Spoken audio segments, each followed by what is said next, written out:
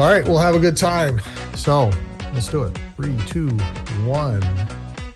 Hello and welcome to the One Question Podcast, where we dive deep into the world of learning and development with leading experts. I'm your host, Rob Porter, and today we're exploring an intriguing aspect of e-learning technology and learning overall. So thank you for joining us. Our guest today is Ed Delaney. Ed, welcome to the show. Hey, thanks for having me. Awesome. Let me quick introduction for Ed too. Ed is the president of Birchtree Solutions. They're a seasoned professional with over 20 years of experience in military operations, training management, and instructional systems design. Ed's expertise encompasses the C5ISR, instructional design, and adult learning strategies. He leads the development of rapid and tailored training solutions uniquely crafted to meet the evolving challenges encountered specifically by military personnel. So Ed, you have a very unique skill set.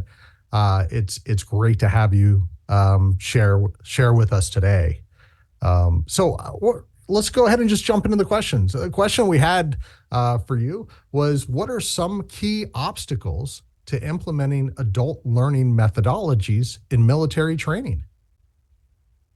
So I think when we look at, adult learning in military training, it's not that the military does not see the value in it, nor, is it absent from all military training, right? Plenty of schoolhouses have properly adopted it, properly executed it, and are leading the way on how it's accomplished. And, where you kind of run into issues, or where I've seen issues, is we deal with all varying types of things. So, everything from DevSecOps to satellite communications, tactile data link communications, all of these things that are different. They're all run by different schoolhouses, and they're very subject matter expert intensive, right? Meaning that, Sure. It's not that you're going to go out there. DevSecOps might be a little bit different, but when it comes to digital interoperability between command and control systems and weapon systems, you're dealing with a subset of people that have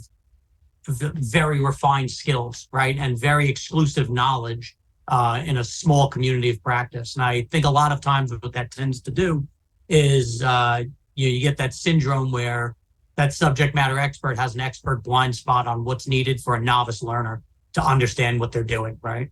Right. And I'm guilty of this myself. You work for 20 years in a field, you learn all the ins and outs of it. There's things you learned in year 18 that you wish you learned in year 10. And so suddenly you get students in front of you, and I want to take 20 years of experience and I want to impart that all immediately, right? And, Right. If that becomes your goal, then, adult learning methodologies may not work, right? You go straight back to that traditional, well, it's got to be a lecture, because a lecture is how we get information out very quickly. There are 1,000 facts that we have to, provide. I call it knowledge density, right? You have all these things we believe that the student has to know to be successful at their job. And, I think we miscalculate the importance of some of the knowledge that we have as experts. And so, when I talk about the major obstacles, I talk about subject matter experts, because, that's really where we start. Everybody in design, at the beginning of every project I start, you talk about adult learning methodologies, reimagining the classroom, how you're going to create a framework for students to be able to engage with problems, collaborate with one another, peer-to-peer learning. And these Sure. are all things that everyone says, man, this is great. This is exactly what we need. Then you start developing product to support the course. And when they start getting it, they're like, well, wait a second. Where do we talk about this? Where do we talk about this? And you're like, well, we still only have 2 weeks of training. So if we want to reinvent how we're teaching this material, we need to, give students the ability to do a task before we do a bunch of learning, so they have some type of concrete experience to begin with, right? And Sure. we want to start having discussions as opposed to lectures, right? So, I want to bring in the experience level of the students, right? And bring their experiences into the classroom. And that's difficult to do in a lecture. It's much easier to do when you have sort of a more open format. And I think that's really difficult for a lot of subject matter experts to say, well, where's the slide? with the specific statements that I'm looking to say out loud. And that gets in the way. And then, another thing is just recognizing what levels of learning, right?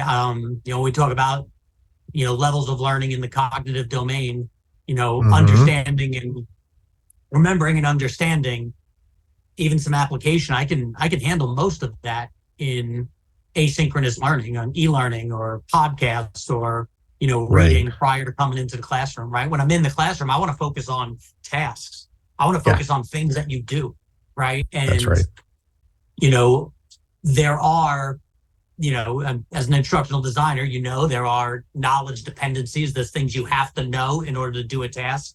That's right. But, in order to make that time and space in the classroom for people to do project-based learning, you have to have some of that material in e-learning.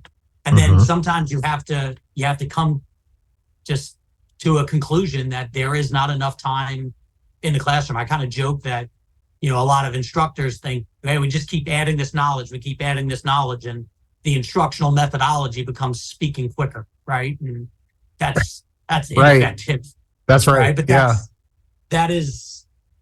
that's done all the time. And I had a program a few years ago that I did, and we had built in a lot of practical applications for students to be able to do. As they learned each part, they immediately moved into doing that. And the idea was that instructors would be standing by, and as students got questions, we told them, like, don't struggle. What second you find a gap in your knowledge, raise your hand. And you get a student like me that's just, things begin to make sense to me and fall into place, and I can noodle through it on my own. You have other students that may not have the same level of experience or something like that, and they raise their hand and they're getting very customized instruction to exactly what they need to know in order to understand and learn and construct this knowledge in their own head. And within two periods of doing the class, I go in one day and I see that the lecture portion, the what should be just recalling information they learned online, he's like half an hour over that. And then he comes out and he's like, hey, we're back on time. And I'm like, how are we back on time? He's like, I skipped the practical application. And I'm like, but that's the training. Like, right, exactly. You're missing the heart of it, brother. Like, this is, that is not, we want the students to do it, right? And right. No, I was going to say, I find that too. I mean, I think with the instructor, sometimes you talk about the lecture side and kind of that becomes the default. And I think in some cases, some of the content is very linear and there's a story to be told, right? And so with that story, it becomes a lecture, right? And so I see that happening, but at the same token too, the practical application really needs to be in the forefront and allowing people to front load the information that they need, digest it, and then be able to utilize it in, a practical application, a workshop, something else like that, where that's where the rubber meets the road. We just finished a pilot of a 2-week course for the joint staff, and in that pilot, we took a very lecture heavy class, and then our format essentially is 5 different modules. Within each module, we break it down. We show you really quickly how to do something. We give you a little bit of background in what we're thinking, but we're giving you just enough for you to be able to tackle a scoped down version of that task, right? And then every student works in pairs. They accomplish that task, they learn, and then we have a discussion, right? Like, what problems did you have? What gaps in your knowledge did you see? What was your approach to doing this task? And we have them share a little bit with themselves. And then eventually we move into a group project where the class breaks out into groups and they tackle a much more complex version of this problem. But when they get to that second step, they've already, had a quick demo, enough to give them the ability to try to execute the task. In doing that task, they've been able to identify where their gaps in knowledge are and figure out how to fill those gaps. And then we were able to have a discussion where they could learn from other people's experiences and begin to reflect on their approach and how they could have adjusted that. And now they're in iteration 2, going into that group project where, I won't say mastery. I think that's a little much for a 2-week course, but, the building of proficiency, the building of confidence then is able to take place. And, it is intensive for students. It's time intensive. And the only way that we could make it that time intensive is to say, well, let's take, if we're teaching, 100 different facts throughout the entire class, and we break it down to just 26 main tasks that they have to learn how to do and do well. Well, to let them practice those 26 tasks multiple times prior to doing an individual assessment and graduating the course, we need to break down that knowledge density, and we need to sit there and say, hey, this can go online. This we have to look at and say, is this necessary for them to know today?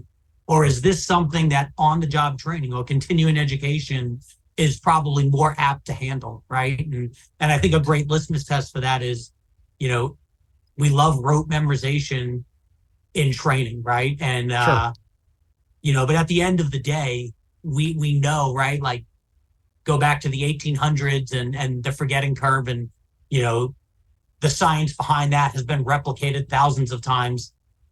Rote memorization, if you do not have spaced repetition of learning, or you're not using instructional strategies to help it get in, you're going to forget these facts within 24 hours. 30 days after training, you're going to break it down. And so, I think what the military needs, what all the workforce needs is, they need relevant learning that's scaled to need and at the point of need. So rather than teaching that in the classroom, let's wait until the 20% of students that are going to see this problem set in the next 4 years of their life. When they see it, let's make sure there's that resource that they're going to go to.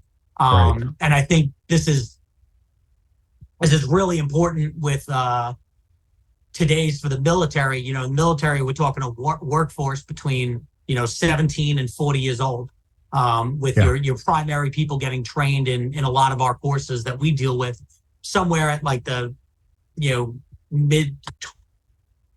early 20s, maybe 30, early 30s, that time period. And well, maybe if it's okay, have you come back another time and we'll continue the conversation.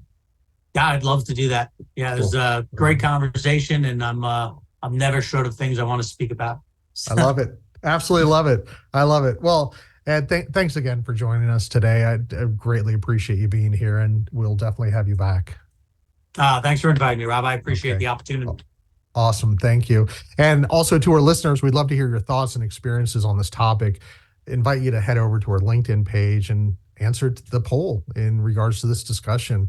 And don't forget to tune in again for another insightful episode. So thank you.